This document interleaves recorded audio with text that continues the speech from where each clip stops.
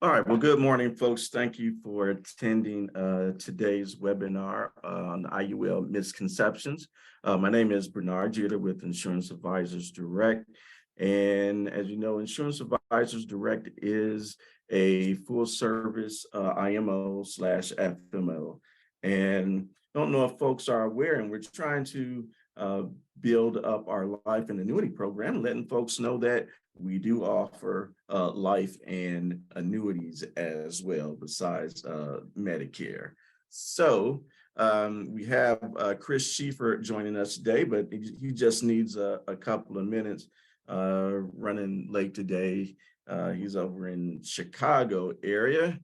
And he is actually a specialist, one of our life insurance partners. And he specializes in IULs, long-term care hybrid policies, and more specifically, he focuses on tax diversification strategies, which for the whole month of March, we will be hosting various webinars on IULs and their different concepts. So Bernard, how do we want to go about doing this today? Do we want me to show a sample to everybody, or would we like to do question and answer off the bat, or what would you like to do? Sure. Show everybody a sample, and then as you're going through it, we can answer questions, folks, and answer questions as we go. Okay, so today what we're trying to uncover for everybody that's on the call here is some misconceptions, right?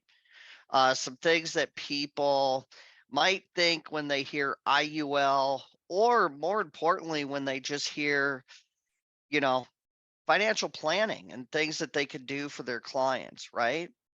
And so a couple of things that I wanted to discuss with everybody here today, just to kind of set the tone. And I'm trying to pull something up here to show you guys. Okay. Well, here's the thing, folks. So when we go into our client meetings today, some of the stuff that we got to talk about is different than what we always talked about in the past, right? Whether somebody's 65 years old or whether somebody's 40 years old that you're talking to, we need to make sure that they're aware of the fact that we're $32 trillion in debt, right? We have a huge debt. I'm going to let you know, I don't know if many of you know this name. The guy's name is Brett Baer. He's a national media guy on, I think he's on the Fox station, Fox News or whatnot. But what he does is their high level news. And he was at a conference that I was at with a broker dealer. And he gave a conversation about what's going on behind the scenes, what's not being told to everybody through the media, and what the government and what economists all know. And what they know is that taxes will go up in the future. It doesn't matter who's in office or any of that sort of stuff. It's really gotten so far out of hand that it's not even a political issue at this point. It's an issue of it's got to get taken care of. So the clients that we're talking to, especially those on the call that are dealing with older clients as well, and Bernard, tell me if I'm wrong. I think that they even started taking like drug plans or something, and the price that you pay is based on your income or something like that. There's some different things that happen. And this is where helping people continue to have the income that they need in retirement, but making sure that it's tax free is something that'll truly help your clients. So when we come to this idea, some of you on this call might have some misconceptions or some worries when it comes to IUL. The reason we're going to discuss IUL here is because when we look at planning for the future, or when we look at getting tax-free income, there is no better product out there to accomplish that goal. There's no better tool to make sure that the job gets done than an IUL. I'm going to show you an example case here today, comparing an IUL to a whole life contract. Now, I want you to get two things out of this presentation. One, I want you to know that Bernard and myself are able to help you with whole life contracts as well that are able to generate an income. Understand that that is there if that's something ultimately that you want. But know that the leverage you're going to get is going to be a lot less than what you could do with an IUL. Okay. So Bernard and IAD and myself, the other thing we're able to do is we're able to help you do these presentations to people. And that's what I have on the screen here today. So I think what we're going to do is we're going to walk through this, hopefully come up with some possible questions. And then Bernard and myself, we're really trying to keep this open so you guys could ask questions and we could all learn from each other. So when we're talking to some folks, you can see right here, what does an IUL, or more importantly, what does life insurance do for your client when it comes to their retirement ages, right? Whether they're 40 and working to retire or whether they're already right there. We're able to give them income plus protection, okay? And this proposal that you got here is going to allow you to walk through and show this to them. You scroll down, you can see that this specific proposal, the numbers that we're using are going to be based on an Allianz contract. Whenever you have this sent to you and Bernard shoots it to you, you're able to get the illustration right here by clicking on that. Okay, so now let's say we're talking to a client, right? We've gone through, they're set up, they need additional retirement income. You're able to talk to them about using this IUL or the life insurance, and what's it going to do for them? It's going to allow them to have a future income. It's going to allow them to have cash growth inside that policy, and it's going to give them the protection to take care of expenses that could arise, outstanding debts, long-term care needs that could be there that could ravage somebody's retirement. All of this could be taken care of within this one product and on the protection side. But as you look through this, what this is going to do is I set this up on this is actually on a 40-year-old, okay? This is you talking to a client that's 40, and we're talking about putting $6,000 a year away. That's $500 a month. This is comparing this to a Roth IRA. Okay, that's the max you can put in there. But what this is going to go and show you here, and a lot of this is kind of for yourself, but in these reports, you're going to be able to take this and drag and move this around to see what's what. So what this is showing is cash value and the effects of pulling income. So if we have somebody that's 40 years old and we get out to age 80, okay, what we have here is a product that they're going to start at 65, have 374,000 of cash, and they could take $35,000 a year. Now at age 65, they start doing that. 15 years in, okay, what have we done? We've created $534,000 of income that's tax-free. The policy still has $252,000 inside there. This might be a spot where you might be having some questions or some misconceptions or different things that you want to understand how that's able to be done. When you're talking to your client, you can let them know this money is able to be used for retirement, college funding, expenses, right? So as we pull out money, this graph right here is going to show us what the effects are on the death benefit, okay? So let's go out, let's say that this particular client passes away at age 90.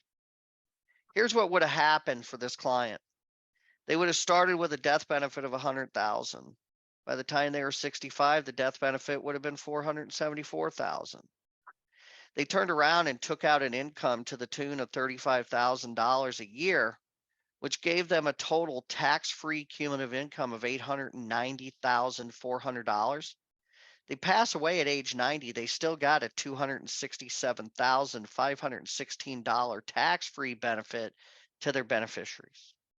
And as we come to the end of this, it's just going to give you a summary, and we got Bernard's name right here, okay?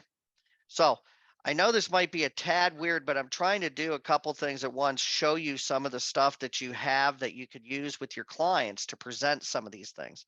So that's a quick overview, right? And really what we're talking about is once you've kind of gotten to the point and sold them or told them what their problem is, and this is when you're going to show them their solution. But let's go ahead and let's talk here. Let's say what's the difference between using life insurance to accumulate money versus using a 401k or a 403b, an annuity or any other type of IRA, SEP, simple, any sort of retirement plan that you have there. Well, when we look at this here, if we put $6,000 into both of them, if we look down the line, 25 years, 7% growth rate on both. A lot of people forget about this, but when we have investments and everything, we're going to have management fees inside there. I just did an average fee of 1%. A lot of times they're upwards of 1.5% to 2%. But when we look at this right here, what we're going to notice is right away the cash value is actually higher. And this includes all the cost of insurance, and you had this death benefit this whole time. Now, when we look at going to take some money, here's where the magic happens with the fact that it's tax-free, okay? Is the annual income out of life insurance is going to be over $35,600. If we want to take that same amount out of our taxable 401k, 403b, 457 plan, IRA, whatever it might be, you're actually going to have to take out $49,467. Okay. Now, if we continue to get a 7% return on that money, what's going to happen is this account's going to run out of money in 8.8 years or at age 74. The difference here is you're going to get a total payout of $311,000 after tax. Where in a life insurance, you're going to get $1.2 million. That's a loss of $934,000 by going with a traditional retirement plan. Now, let's be clear. Me and Bernard are not telling you to start telling your clients to not use 401ks or anything. We're just trying to tell you that this is a viable, very good option that they need to put into their plan. Okay. So as we continue to whip through here, this one right here I showed you based on the Allianz. My spreadsheet right here is now going to show us the two companies that I ran, which is an IUL with Allianz and a whole life contract with Mass Mutual, one of the top whole life carriers out there. What this is going to do for us, and let me change something here, folks. Spreadsheet settings, display options. I want it to be every year. Okay. Why is it doing that? Okay, so we're starting in year 2. Got it. All right, so when you look here, let's go ahead and let's compare a couple of things, okay? Let's compare some stuff. When we look at this, let's scoot down. Actually, I need to change this again, everybody, for ease of this age. So if we scoot down to age 65 right here, everybody, what we're going to see here is we paid $6,000 into both of them. Our death benefit at age 65 is $474,000 with the IUL. With the whole life contract, with buying paid up additional insurance, it's $381. You look at the value, the surrender value, $374. Over here, we're looking at $223. And when we come down and look at the power of how it's able to distribute money, the IUL is paying out $35,000, where the whole life contract's able to pay out $10,200. Okay. Again, not trying to say one's better than the other when it comes to pure income. Obviously, the IUL works in that space. If somebody wants pure death benefit with guarantees, the whole life's going to work better. Okay. And to show you, the whole life does generate an income stream that can be paid that you can make sure to use with your clients. So what I'm trying to get at here, and the point that I want to make, is when we come over here and we look at this thing called the product table. Okay. What I want you to see is when we look at these products side by side right off the bat, year 1 paying in $6,000. What happens is our flexibility with the IUL allows us, if we're trying to generate income, to drop that death benefit down to $101,000.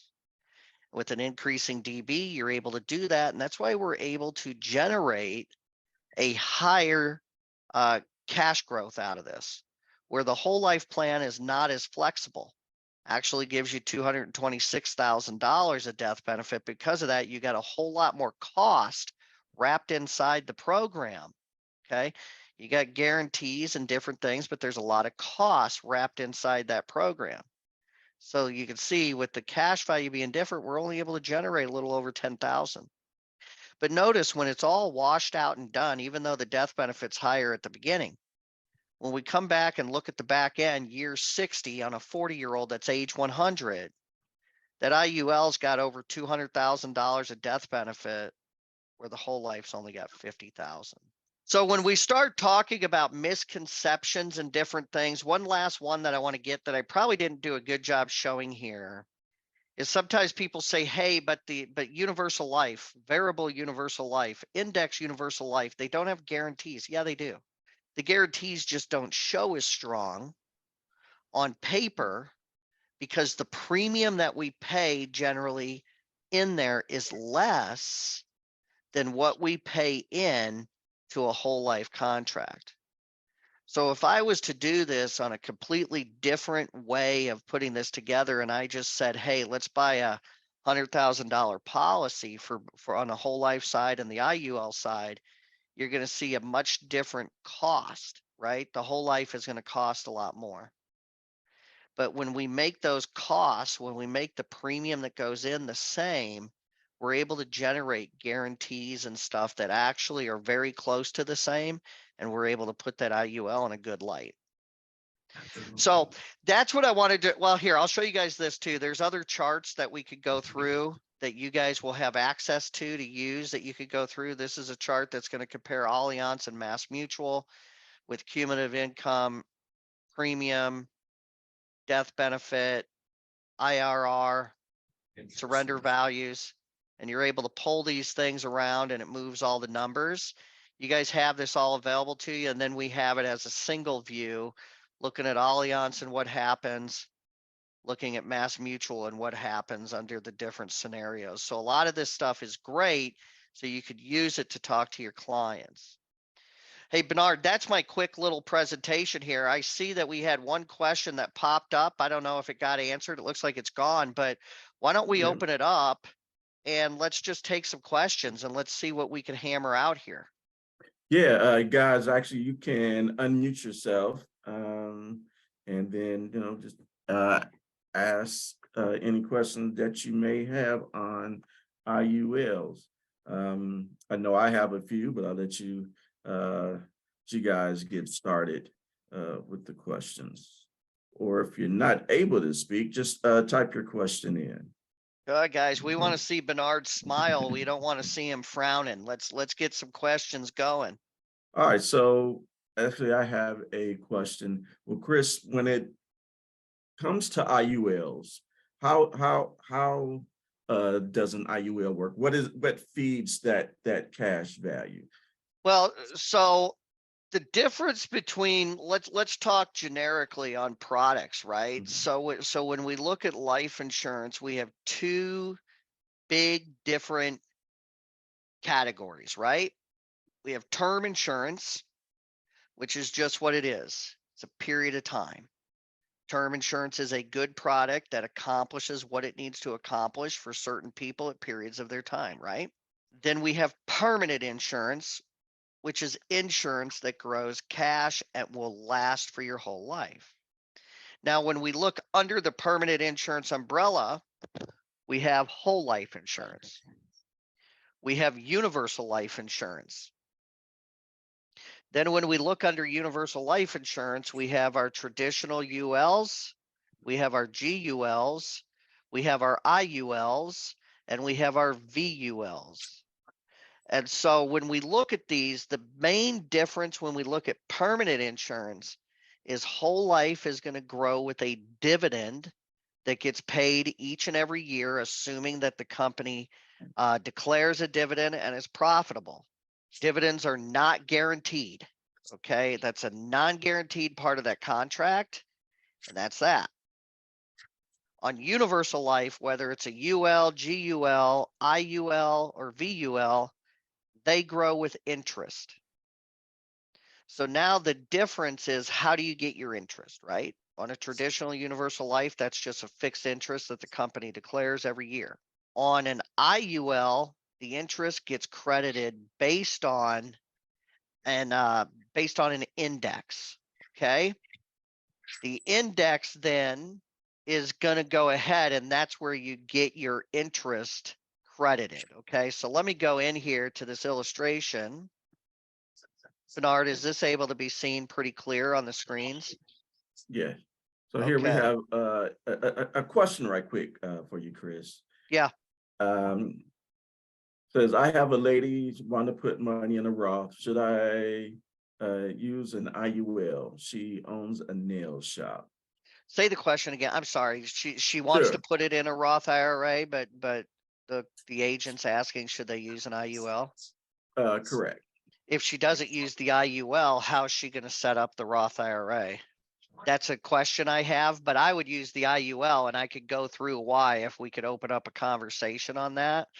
Um, the IUL, you don't have income limitations or income qualifications, and you don't have deposit, if you will, limitations. Okay. The more money you make, the more you can put into an IUL, where on a Roth IRA, you can only put up to $6,000 in there. And if you make too much money, you're not able to even contribute at all.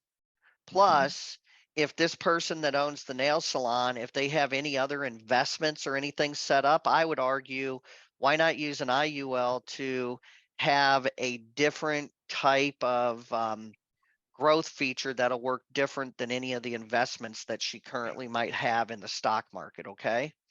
Um, does that make sense? On top of the fact that you don't have the 59.5 rules, you don't have the 5-year rule, and you have the life insurance. That's very, very important. I would assume if she owns a business, there might be some debts and things there that the life insurance could help her family with. So definitely I would look at the IUL in that space. Bernard, we could get the info and help her out and put it together. Okay. Okay, yeah, he was saying that she doesn't have anything else. So, Nothing okay. else. So she needs to just get started saving. I mean, Yeah. yeah, IUL is a great place because what you're going to do is you're going to be able to give them, life insurance benefits. Okay. You're going to give them the upside of the market without the downside. All right. So you don't have to worry about that rocky market and the person losing money. Again, I'm a guy that works with a lot of clients with investments. I'm not against the market and I'm not against investments. I'm just saying IUL is absolutely fabulous. Lots of people are moving towards the IUL for these things. Okay. So on the screen here, what I did was I was trying to show you guys with an IUL, you grow with an index, right? So with this particular company, which is Allianz that I happen to show, you can see that they got 4 different categories, and these categories offer different things. Okay. The select index up here gives you a 40% multiplier bonus with a 1% asset charge. You can see inside there these indexes right here. Down here, you got the bonus that gives you a 15% multiplier, no charge. You can see that the indexes are the same in there. And the classic, this gives you a 0.90. Notice it's labeled different, guaranteed bonus. So that means if the index actually returns 0, you're still going to get credited 0.90. Same indexes. And then you got the standard indexes down here that have no bonus. So that's that. The other thing you need to notice is caps, right? I think, Bernard, one of the things we were talking about, people get all worried, oh my God, there's caps. Well, with Allianz, one of the reasons Bernard and myself use this a lot is there's no cap on the Bloomberg or the PIMCO. No cap, no cap, no cap. Not only is there no cap, but check this out. You get 175% of the return. So if your client were to get a 10% return on this Bloomberg, there's no cap. They're going to get 175% of 10, which means they're going to get credited 17.5%. Then on that 17.5%, they're going to get an additional 40% of that 17.5 added to that. So for a 10% return, your client's going to get over 20% credited. And let's remember, you're just giving them the upside of the market. When the market's down, all of their gains are locked in. And the worst case scenario, they get a 0. Okay. So that's how you earn money with a IUL. If it's a VUL, you're in the market. You have sub accounts, mutual funds. So that's what it does. So I hope that helps answer that question. Yes. All right, Chris. Well, so a person starts taking income from an IUL. Do they have to repay that money back? No. And fermentation. Yeah. The easy answer is no. Could it happen someday that they have to? It's very, very possible, but no, you don't have to. They are designed for the policy itself that each year when it earns interest for that to go back in and take care of that. It's called, so what happens is you have what's called a participating loan. So let's just use easy numbers and say the loan has a 5% charge. The idea is that on our indexes, if you look right here, the 10-year average 9.58, the 15-year average 9.47, right?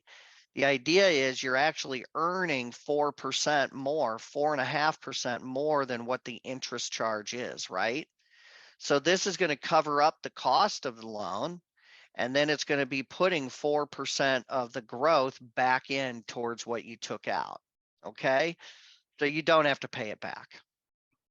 Okay, so that means that while you're taking income out, your cash value is still growing. Yes, the cash value will still grow. I will go to a page here to show this to us. Here we go. Here's the illustration. Year one, 6,000 going in. Come down here, we start taking out money, right? You come over here, you look at your cash value. You took out 35,000, okay? Our cash value went from 366 to 358. So it's growing, but obviously it's going down a little bit here because we're taking out money, right?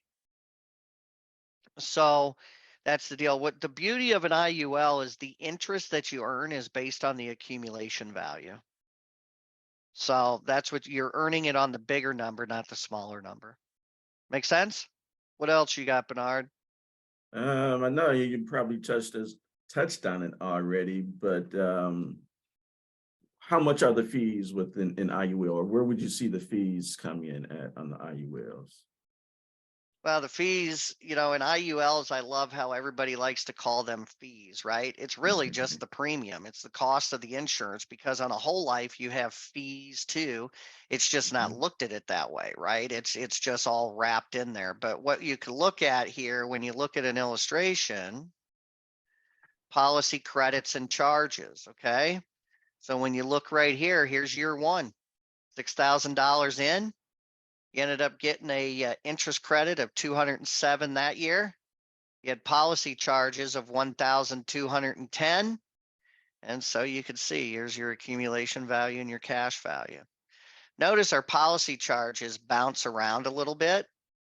Policy charges, some of them are very simply based on the amount at risk to the insurance company, and some of the different charges and things fall off, right? So these things are different each and every year.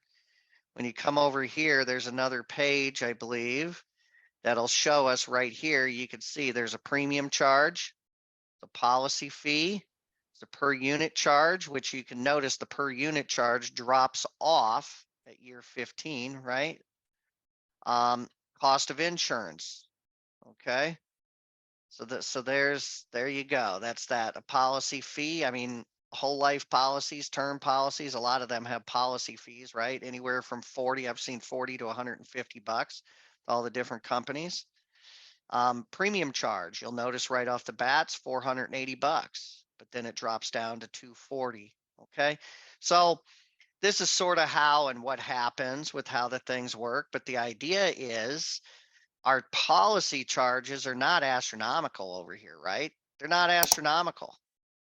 And as long as we could turn around and be getting interest credits that come in here that are over this, you can see these interest credits are more than covering up the cost of insurance and everything inside there. Mhm. What else you got, Bernard? I'm surprised nobody on here's got any questions. Got to have some questions. Yeah, well, I'm gonna ask some questions where I think folks would think they would want to know about. So here's one more. What would cause a policy to an IUL to run out of money, or the death benefit is eaten up by policy charges? What would cause that? I mean, outside of not paying the premium, what could make this policy lapse? Yeah. So not being careful with it, not doing reviews with your clients, and not watching what's going on. Okay.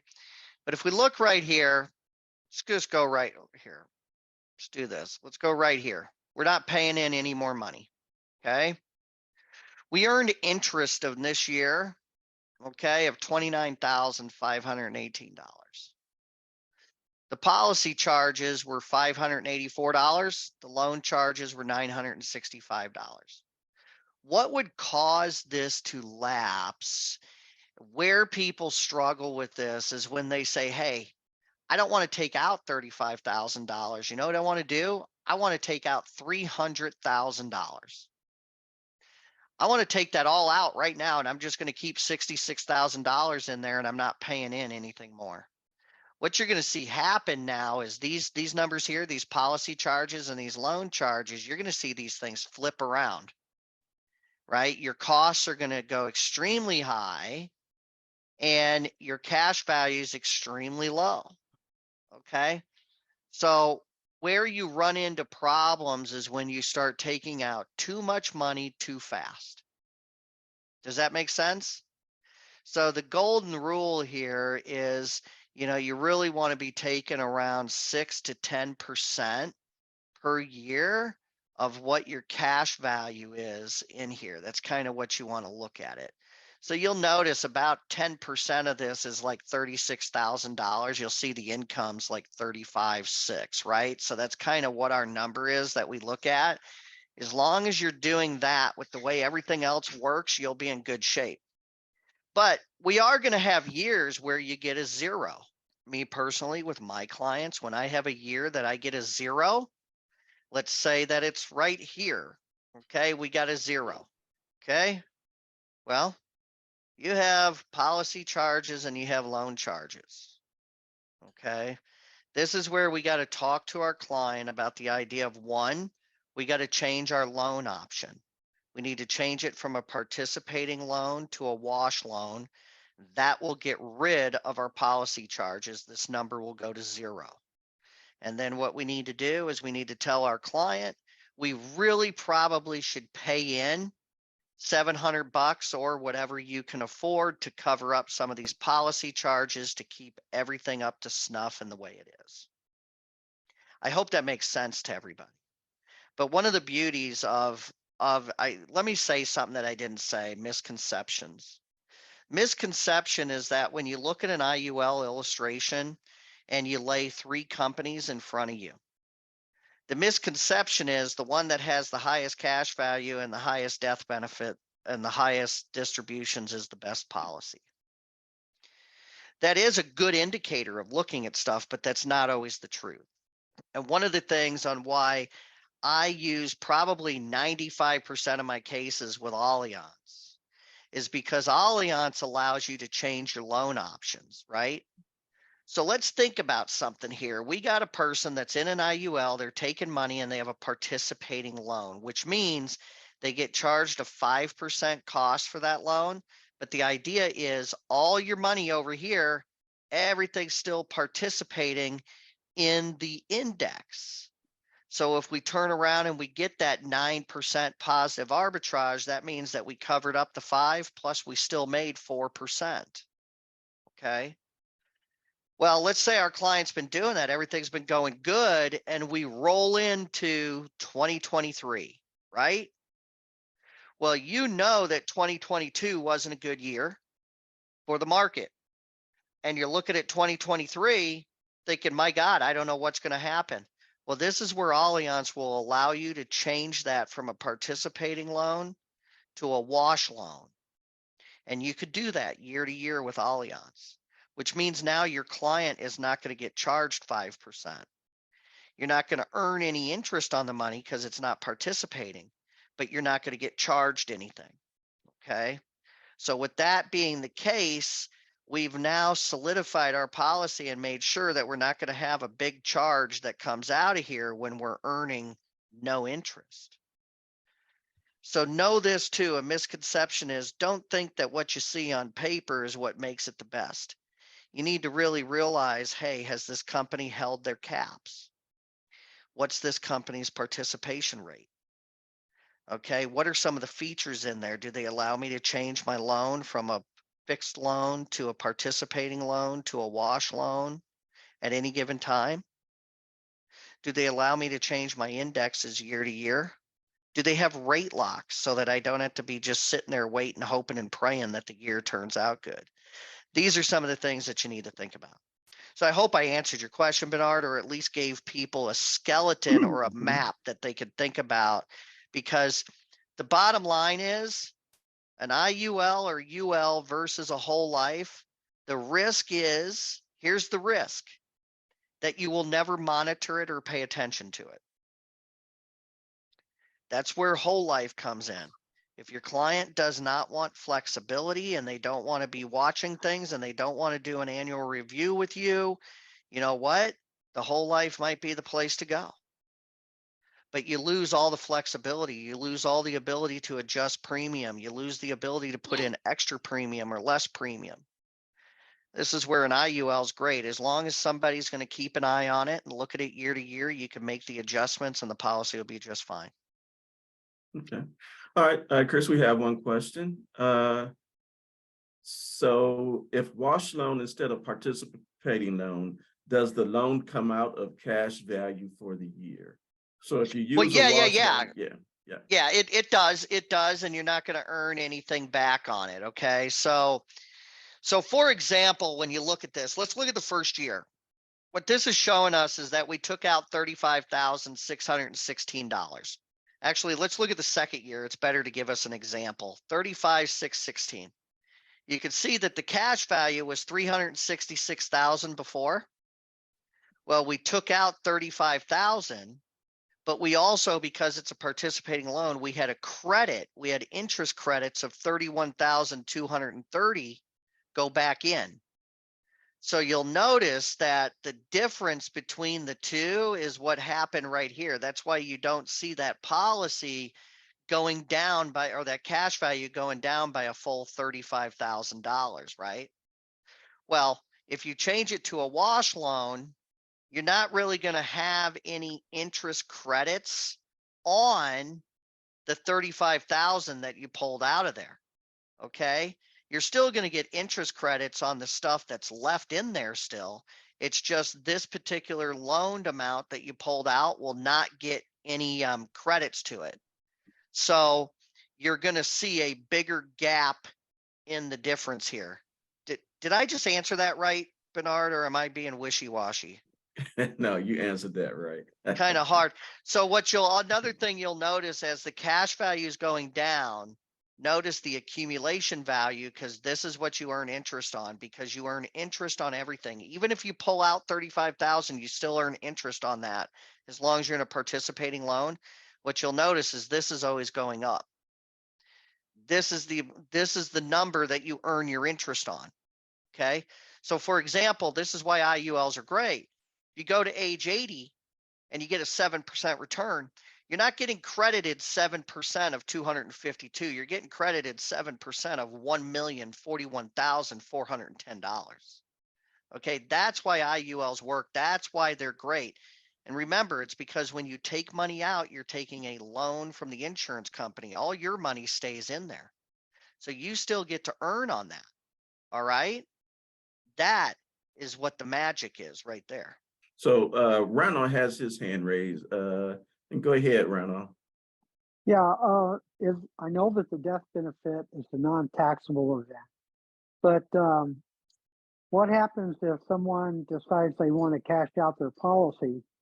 Don't they have to pay income taxes over and above what they put into the policy?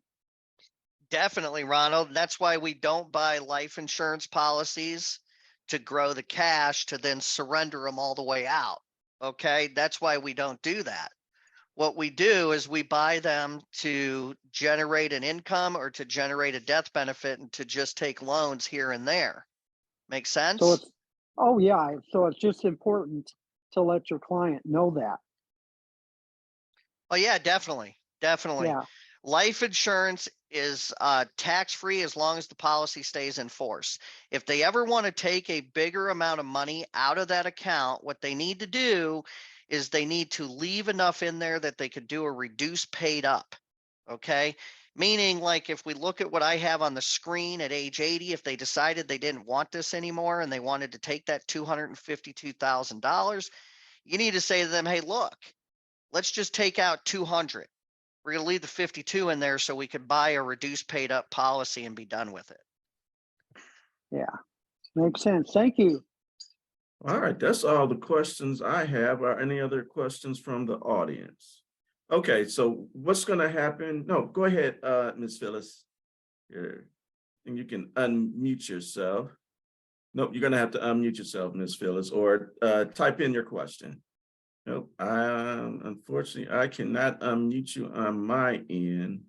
So if you're able to type in your question in the Q&A or the chat, we be able to answer your question.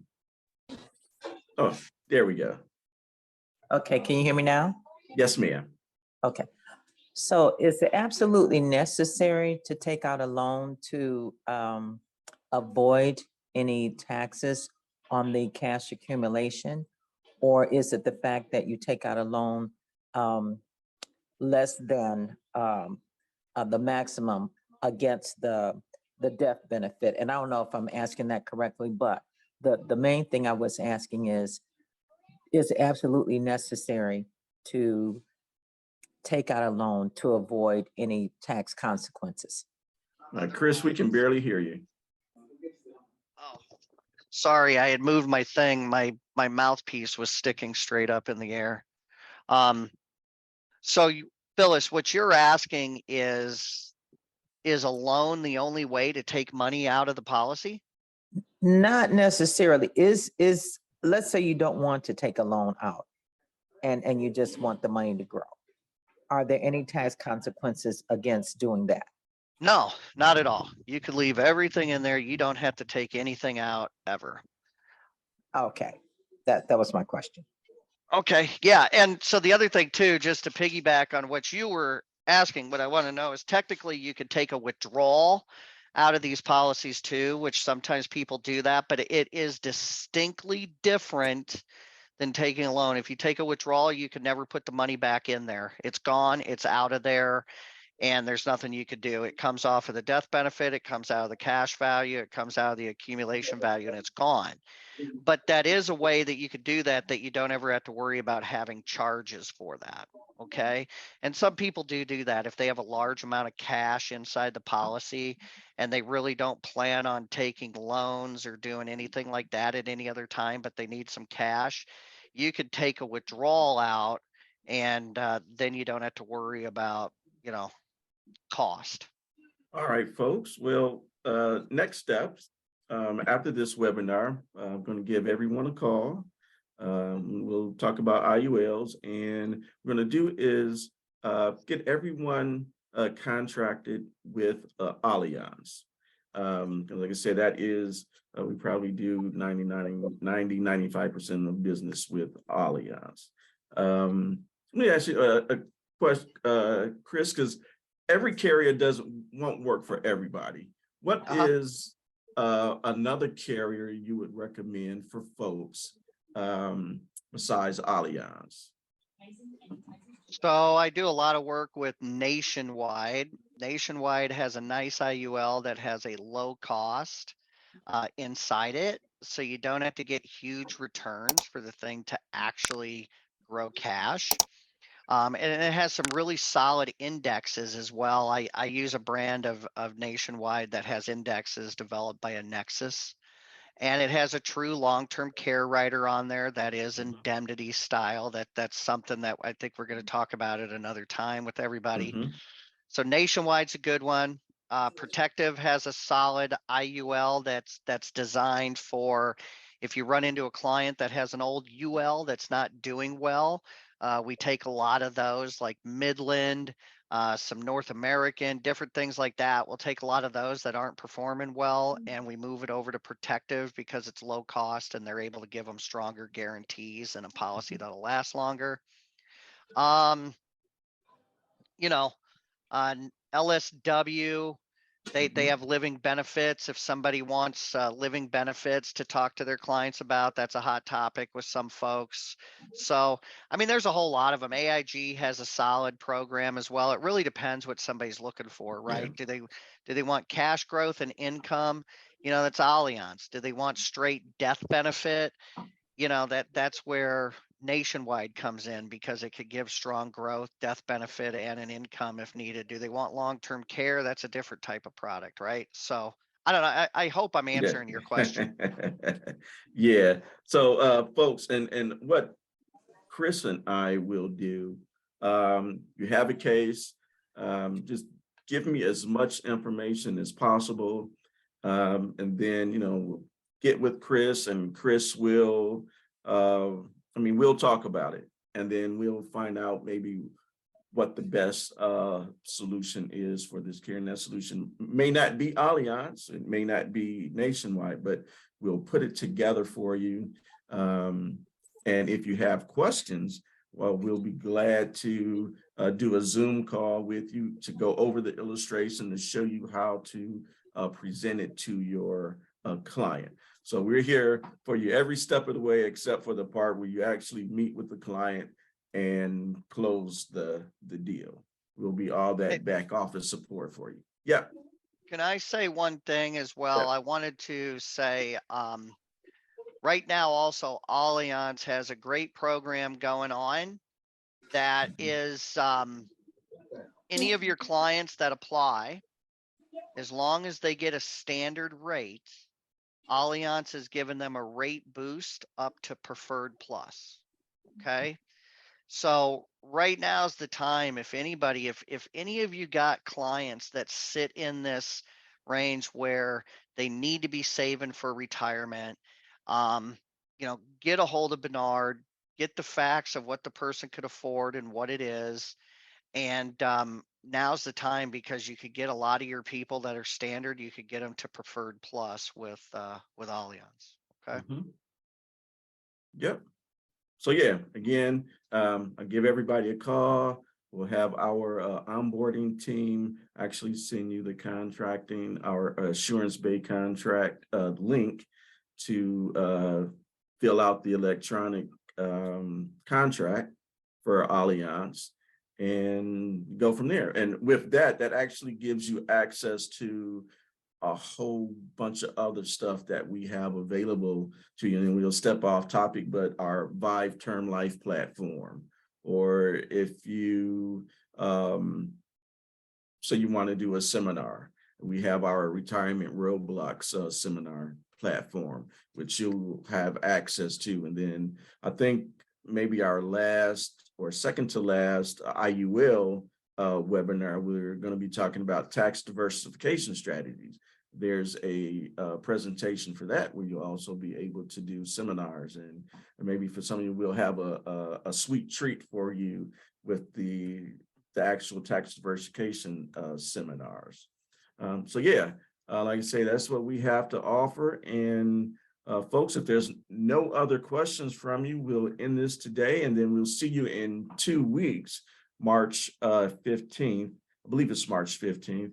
And I believe that one will be on the perfect product pitch, and actually how to pitch the IUL product to some of your clients.